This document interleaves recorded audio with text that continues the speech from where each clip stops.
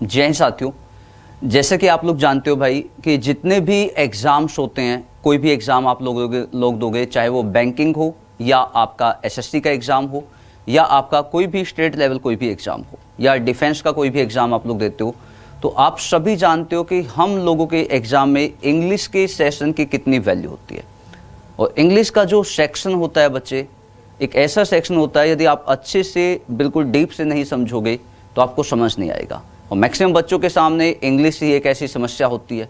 और इंग्लिश समस्या के साथ साथ इंग्लिश में भी एक ऐसा टॉपिक होता है जहाँ से आपका एग्ज़ाम मैक्सिमम क्वेश्चंस पूछता है, जहाँ से मैक्सिमम क्वेश्चंस आप लोगों को देखने को मिलते हैं। उस टॉपिक का नाम है प्रीपोजिशन।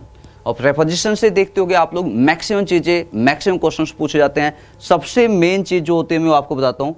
देखो, कभी भी यदि हम लोग इस टॉपिक को निकालते हैं, कभी भी इस टॉपिक के क्वेश्चन को देखते हैं, तो ध्यान से देखोगे आप लोग बच्चे, इस पे दो क्वेश्चन आपके बनेंगे, क्वेश्चन 1, क्वेश्चन 2, दो क्वेश्चन हो गए।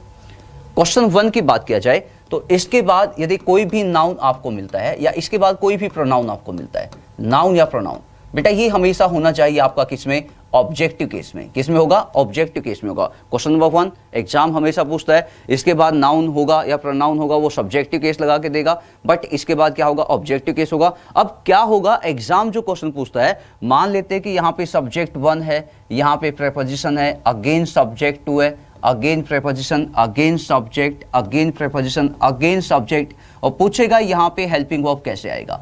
तो बेटा आप एक बात बताओ, इसके बाद सब्जेक्ट 2 क्या हो गया? Objective case. ये भी क्या हुआ? Objective case. ये भी क्या हुआ? Objective case. वर्ब को क्या चाहिए? सब्जेक्ट। तो सब्जेक्ट आपका क्या बचा? 1 बचा। मतलब ऐसे केस में जो वर्ब होती है वो हमेशा सब्जेक्ट 1 पे डिपेंड होता है। उसके बाद सेकंड केस होता है बेटा, इसके बाद यदि कोई भी वर्ब लेते हो, कोई भी वर्ब आती है, एक्चुअल में वो भी एक नाउन ही होता है, बट कोई भी वर्ब आप लोग लेते हो तो यहाँ पे वर्ब आएगा V1 ING फॉर्म में। इन दोनों चीजों को लिख लीजिए, एग्जाम हमेशा क्वेश्चन यहाँ से डालता है। अब तीनों क्वेश्चन मैं आपको यहाँ पे दिखाता हूँ। ये वो 3 क्वेश्चन है जहां से आपका एग्जाम डेफिनेट क्वेश्चन पूछता है, मैक्सिमम टाइम आपसे क्वेश्चन पूछता है। देखो, जब एक्यूज वर्ब की बात की जाए तो एक्यूज के बाद हमेशा ऑफ का यूज होता है। बेटा जब भी बातें लोस की जाएंगी तो लोस के बाद भी हमेशा ऑफ का यूज होता है, और जब भी कभी एक्विट की बातें की जाए तो एक्विट के बाद भी हमेशा ऑफ का यूज होता है। ये तीनों वर्ड लिख लीजिए, आज के क्लास के, आज के इस सेशन के सबसे अहम है,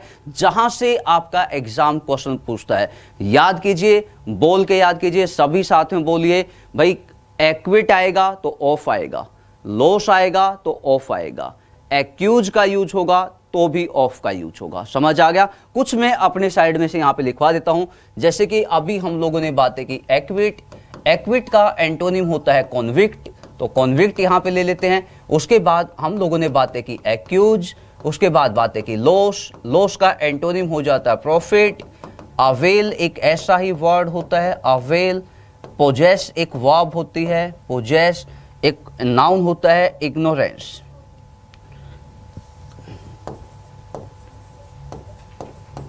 इग्नोरेंस, ठीक है। तो बच्चे यहां पे देखोगे, इनके बाद आप लोग हमेशा ऑफ को लगाओगे, ठीक है। तो कैसी लगी आज की आपको क्लास? यदि आप मुझे लाइव देखना चाहते हो तो सभी बच्चे ज्वाइन कीजिएगा मुझे अपनी लाइव क्लासेज में, हरियाणा एग्जाम्स बाय एग्जामपुर पे, जो चलती हैं सुबह 10 बजे, ठीक है। तो मिलते हैं आप लोगों से लाइव क्लास में, तब तक के लिए bye bye, thank you so much, जय हिंद।